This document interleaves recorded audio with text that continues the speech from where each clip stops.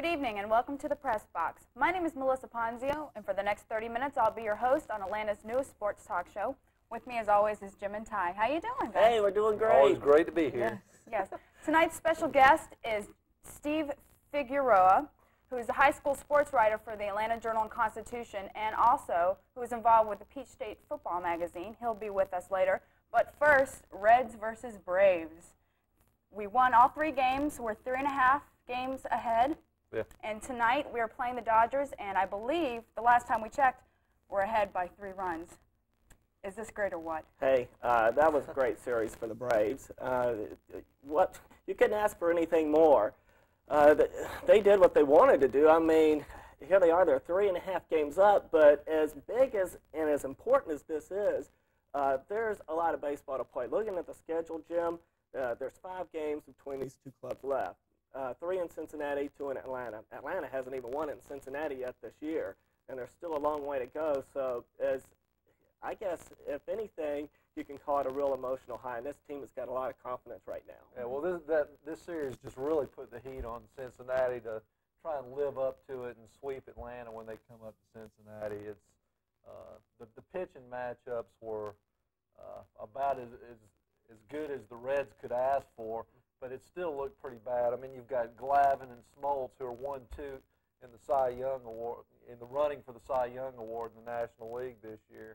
And then Avery, and even with Glavine on an off day, we were still able to touch Norm Charlton, who's a pretty good pitcher in his own right, reliever. He's an all-star, but it's definitely looking like they're not going to be able to hang. Their pitching is definitely not up to the level Atlanta's were. At the beginning of the year, I wasn't quite sure if last year was about what we could expect for the next couple of years, or whether or not we were going to get a little worse or a little better. But it's looking like Smoltz, Avery, and Glavine, and Lieberman's a good, solid 4th starter. But that nucleus of those 3 guys are going to be around for a long time, and whether it's next year the National League East or the West, other teams are really going to have to deal with 3 potential Cy Young Award winners every year. You know, one thing Lou Piniella has to do, injuries have got to be on his mind. This guy cannot afford to have any more injuries to this team. I mean, Biff Roberts got knocked out of the 2nd game of the series, and they really need him in that lineup. And then they need Hal Morris. Those are 2 really offensive weapons for them. And if they keep losing people like that, Jim, they're really not going to have that much of a chance to catch up with the Braves unless disaster really hits the Braves ball club with injuries. Yeah. Do you think that the Padres will sneak into the race?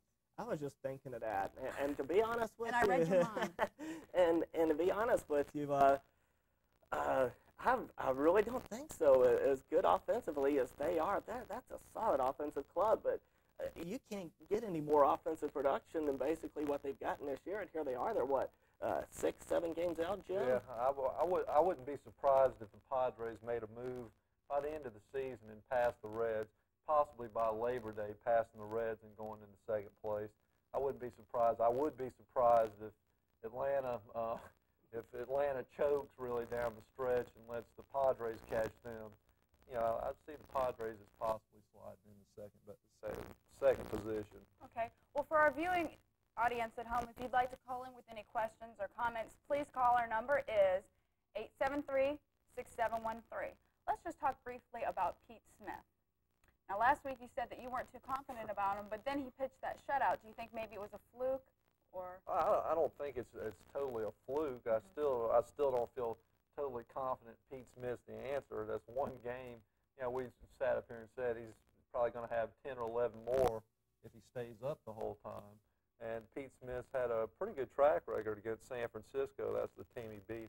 I think a few years ago, that was the same team that he set his career high in strikeouts. I think he had like 13. And, you know, it's just how he can handle the Montreals and other teams. His track record isn't quite as good against how he does against certain teams like that, especially if it gets down in the crunch, how he's going to perform against Cincinnati.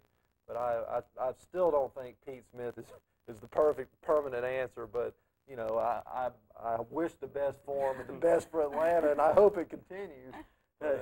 Jim, you have been so spoiled by these other great pitchers that we've had. I think the Braves are really happy with Pete Smith, and I think they feel that he can stay up and be the number 5 starter.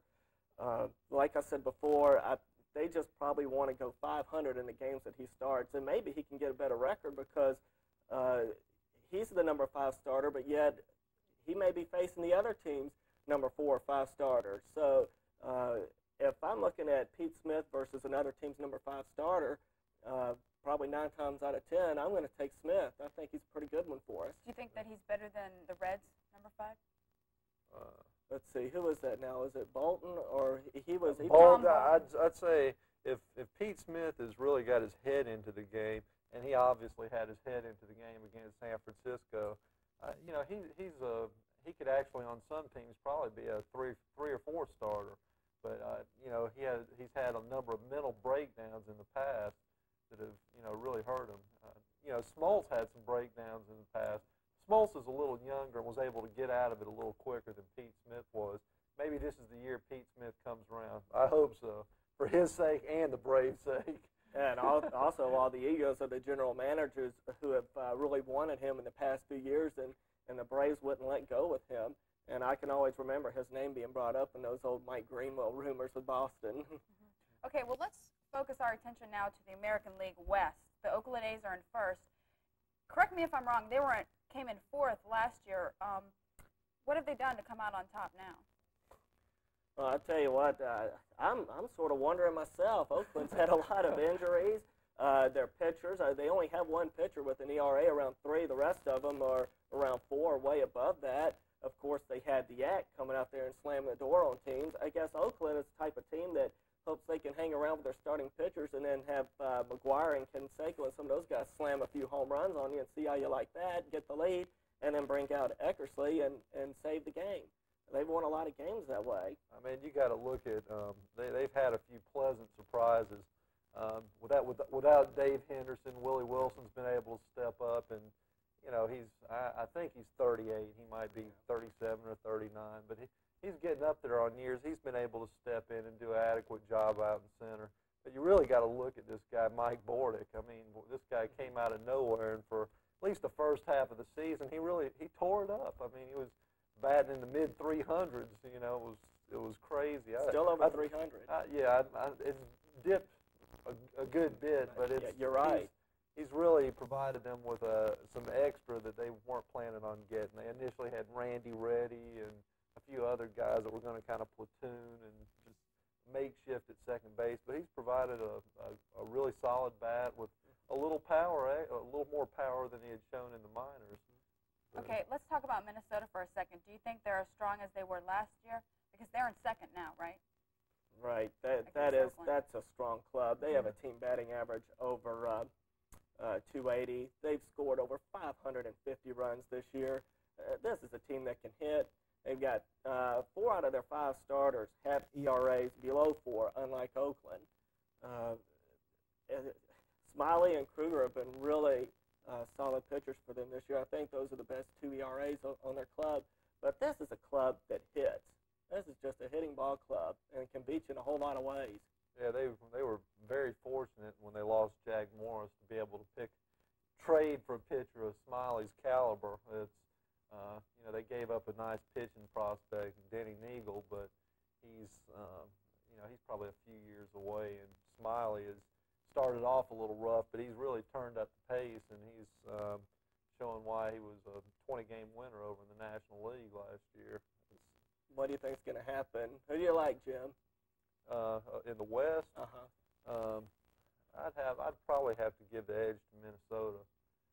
I think their you know, their pitching staff is really solid, and there's no team really that can hang with them as far as hitting, none whatsoever. That's a good pick. But I picked Oakland personally at the beginning of the year. I'm going to stay with them, and let's just see what happens. Another difference is that Aguilera has an ERA over 3, although he does have a lot of saves. He has well over 20 saves. Eckersley is like 1.65, and he has just shown that year after year he's the best closer. So we'll see what happens. Okay. Yeah, well, now, instead of baseball, let's talk football. the Falcons versus the Cleveland Browns. What should we expect? What should we be looking for when they play? I would like to see the Falcons. Well, I'd like to see what they do with their defense. I mean, here they are. Here's Deion Sanders, just about the best man-to-man coverage cornerback in the NFL. And now you have him, now you don't. And Jerry Glanville and his defensive coaches are going to have to find ways to supplement that. Best way I can think of is to get a pass rush. This Falcons club needs to find people who can go in there and sack a quarterback. And I really haven't seen that much of a quarterback sacking threat. So that remains to be seen. On the offensive side, they signed an offensive lineman today, finally. I think Freilig's still out, and they need him desperately because Chris Miller's going to need all the protection he can get. And with Andre Rison, of course, still out, he's got a handful of receivers that he can look at, but Andre Rison's irreplaceable on that team. So there's a lot of question marks on that club. Yeah, well, you know, they're still going to be testing the margins anyway. They want to find out who they're going to keep. You know, on the margins, it's not so much you know, how they do in this preseason game is going to make or break the season. It's like they want to find out who they can trim their roster down to, get rid of a few marginal talents and keep a few that they thought, you know, were possibilities after seeing getting little game tapes on them. But which of their draft picks will make an impact, do you think? I think by default, Tony Smith is going to have to play the rookie out of Southern Miss just simply because they have running backs laying all over the hospital already, and they ain't even played a football game. This Broussard, that draft pick makes me sick almost. There it was. This guy was coming up, and the Falcons were getting ready to pick, and there was Rodney Hampton left available, and Rodney Hampton has just been a great running back for New York. And well, I guess we're a little biased since he played down here in the South. But here the Falcons have they could have had Hampton, and there's also now these questions in the secondary, and Ben Smith was available also from Georgia, and he was gobbled up by Buddy Ryan and the Eagles, and they liked him a lot. So the Falcons, if anyone's going to come through that's young, it's going to have to be Smith, just because they don't have any healthy running backs right now. Will they sign Joey Brenner? That's a good question. Browner, sorry. They've been playing a little cat and mouse with some numbers and so forth. I think since the talks have gone this long, I feel that the Falcons are definitely interested. And so if I had to answer that yes or no, my feeling would be yes. Okay. I think so too. I think, as a matter of fact, his agent, like in the last day, has sent over another counter proposal. Okay. I think we have a phone call. Hi, caller, you're on the air. Hello, caller, you're on the air. Hello? Hello. You hear me? Yes, I do. Okay, fine. I muted my television, so Okay. I'd like to ask these two gentlemen what they think of the chances of the Hawks this year. Okay. I've heard a little bit of baseball, philosophy on football, and I'd just like to know what their thoughts are on the Hawks. Okay, thank you for calling. Guys? The Hawks, that franchise is going through a transition period where they're still trying to get rid of some of the old players and get some new blood and some new life into that club. So I really don't expect to see much more than a 500 record from them this year. If they play 5 games over 500, I think they'll be very happy with that. Okay. Well, sorry we couldn't talk more, but now we are going to our tape, which is highlights of the Metro Atlanta Street Hockey Association. And when we come back, we'll be with Steve Figueroa to talk about high school sports writing and the Peach State Football Magazine. We'll be back.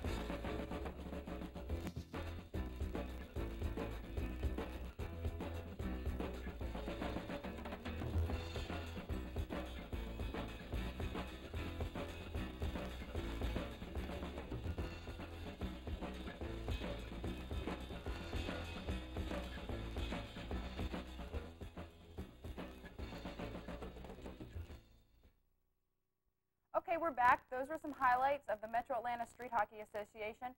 If anyone is interested in playing hockey, I would like to remind you that they have all skill levels. If you can just please call Kevin Garwood. His number is 923-0697. And before we talk with Steve, I'd like to thank our sponsors, Sports Life Fitness Centers, the Atlanta Voice, Sporting Times, and Frankie's at the Prado. Hi, Steve. How you doing? Fine. How about you? Good. Let's talk a little bit about the Peach State Football Magazine. I understand that it's under a new name. Yeah, it's going to be called Georgia High School Football this year. Okay. We made that change for several reasons. The biggest difference is we took out the college section in the Falcons. No offense to anybody, but we found out that nobody in our audience, our target audience, was buying the magazine to read about the Falcons. They'd buy Street and Smith or Athlon if they want to read about Georgia. We beefed up the high school section and made it strictly a high school magazine. Okay, I see. And where are the magazines? I mean, are they sold through the high schools? Or? You need to check with the High School Booster Club Okay. or call our number. It's 822-9804. Or check with, there'll be some local schools that are selling them at their games. I but see. It won't be on the newsstand. Okay, okay. Okay, Steve, let's jump into the season because it's right on the brink right now. And last year, LaGrange was voted USA Today National Champions. Will the state of Georgia see a team compete for that again? I think so, because the most important thing with being voted the USA Today National Champions is that you have some name recognition nationally, and I believe Valdosta will be the team that wins the Quad A State Championship this year. And anytime Valdosta wins the state or goes undefeated, there's a good chance they'll be voted national champion because they have that name recognition. Are they going to get any competition from anyone over there? Possibly. Noonan has a chance. Noonan's got several real good prospects. They had a good football team last year. The biggest kind of thing that's got to happen there is Noonan is in South Georgia now. They're that region, the Griffin-Noonan-Morrow region, even though it's mainly Metro Atlanta, was moved to South Georgia 3 years ago. And if Noonan was to mess up and finish second in their region, or Valdosta was to mess up and finish second in their region, they would play each other in the first round of the state. So that would, otherwise they could meet in the final. The championship game should be Noonan and Valdosta, but they could wind up meeting in the first round. Of local interest, moving to 3A now, I think one of the more powerful teams lately in the Atlanta area has been Lakeside of Atlanta. Last year they tied, right, for the tied Kendrick 14-14 in Columbus. Right. Is Phil Lindsay going to have another powerhouse over there this year? If they can avoid injuries. They had 9 players sign college scholarships off last year's team, so obviously they've got some holes to fill. But they've got 4 kids that are being recruited by Division I schools again this year. The biggest problem will be finding a quarterback, and nobody can get hurt. They got a running back named T.J. Johnson, rushed for 2,000 yards last year. He goes down, they're in some trouble. Last year they had a lot of depth. They had 4 linebackers that were being recruited at Major College. This year they got a kid named Jenkins that will be recruited at Major College. But he goes down, they're going to bring up a sophomore. So they just can't get anybody hurt. Okay, and any other schools that you think would compete for the state in 3A? AAA, I think, will be the toughest region top to bottom in the state this year. Marist, Woodward Academy, Carrollton, Kendrick again, Burke County. Is Rome going to be Rome, in that now? East Rome and West Rome have consolidated, and if they don't kill each other in the halls, these are bitter. This is like Georgia and Georgia Tech consolidating and calling it, the University of the South or whatever. The coach, Danny Wiseman, has got an unenviable task. He's got like 40 returning lettermen from the 2 schools combined, but half of them have hated the other half ever since they grew up. And they've got to somehow manage to merge and play on the same team. And if they do, yes, they'll be a factor. How about any teams for Fulton County? Well, Westlake is in that tough Marist Woodward Academy region.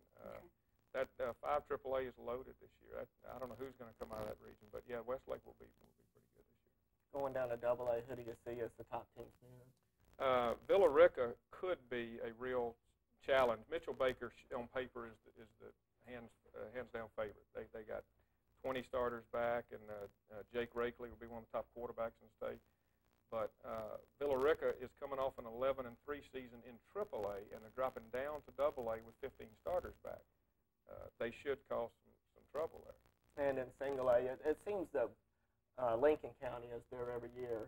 Well, are we going to see any change this year? If there's ever going to be a rebuilding year at Lincoln County, which there hasn't been for the past 20 years, this will be it. They got 4 starters back.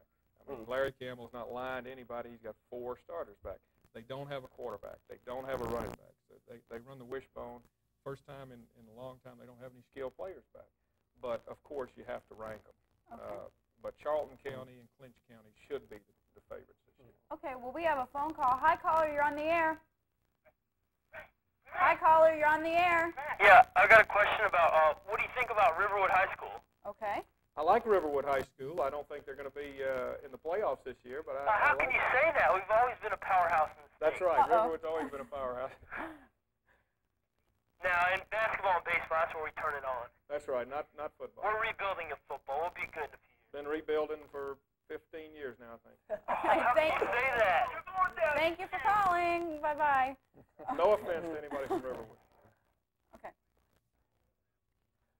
Steve, let's take a look at some of the individual players that are being highly recruited in the state of Georgia. Let's start off with Derek Stigall down there in Noonan. He plays quarterback for Noonan, but most people are recruiting him as a running back. He's a big kid. He's about 6'2", well over 200 pounds, runs a 4.5 40. Are we going to show the Right, tape I that think we have? Yeah, we got a nice tape. Let's show that tape, please. Against Here we go. LaGrange last year. Okay, here we go. He'd be the quarterback in this position. There he is. He's rolling out. I like the way he cuts back here. He knows how to cut back. And look at the speed. He can turn the corner on the defensive back at 205 pounds. Wow.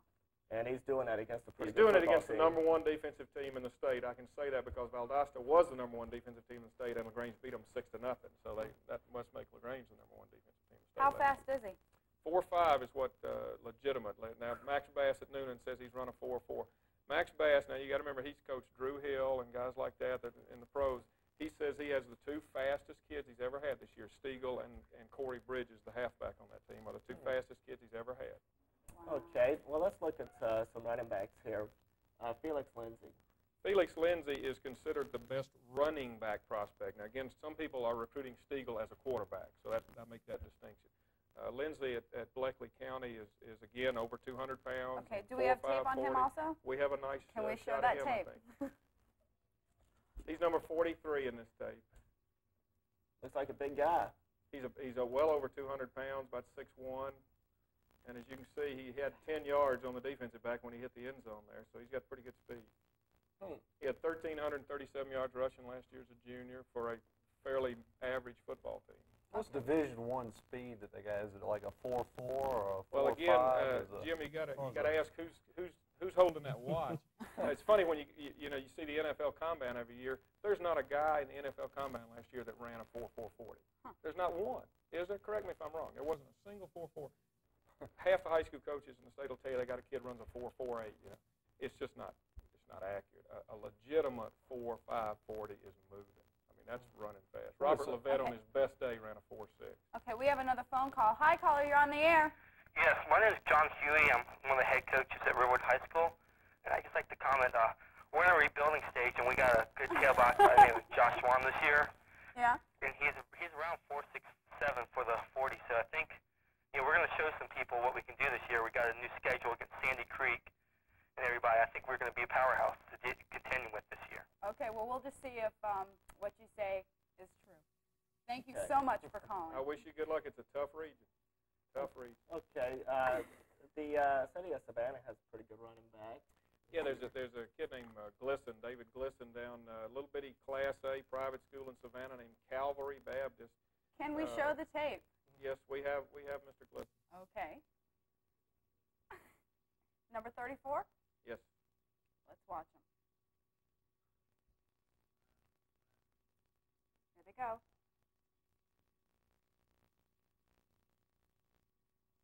Takes this swing pass, and look at the way he's got real good instinct. He ran a 4.540 at the Georgia camp. He was the second fastest kid at the Georgia camp. How fast? I'm sorry? 4.5. So he is legitimately 4'5". Yeah. Well, he ran it at the Georgia camp. That's usually a pretty good It looks indication. pretty small. How big is he? He's only 5'9", but he's 190 pounds. He's got a 38-inch vertical leap. He can dunk a basketball. He's Maybe the next athlete. Barry Sanders. Yeah, he's a little bitty kid with speed and strength, but he's being recruited legitimately Division I. Okay, well, let's look at talk about Bailey down at Charlton County. again, this is another Class A program. Of course, Herschel came from Class A, so there's nothing wrong with that. But Charlton County has got 2 kids down there, Bailey and Joe Hagan. Ronald Bailey, who plays quarterback for him, has been recruited as an athlete, which means Georgia may turn him into a defensive back or Tech might turn him into a running back. You don't know what he's going to be. And then the Hagan's kid plays linebacker. And Charlton, that's the reason they'll be one of the tough teams in Class A. They got 2 Division I prospects. Okay, if I'm not mistaken, we're running the tape. Here he is here. This is Ronald Bailey? Yeah, he plays quarterback. Okay. So he's going to be basically recruited as an athlete. He's being recruited as a quarterback athlete. I'm sure there's some places that would. Okay, well, I'd like to thank Steve Figueroa for coming. And next week we'll have Willie Loomis, who's a Little League football coach, and he'll be here to talk about Georgia Little League football program. And thank you so much. We'll see you Friday, 8:30. How fast was that going? You got down?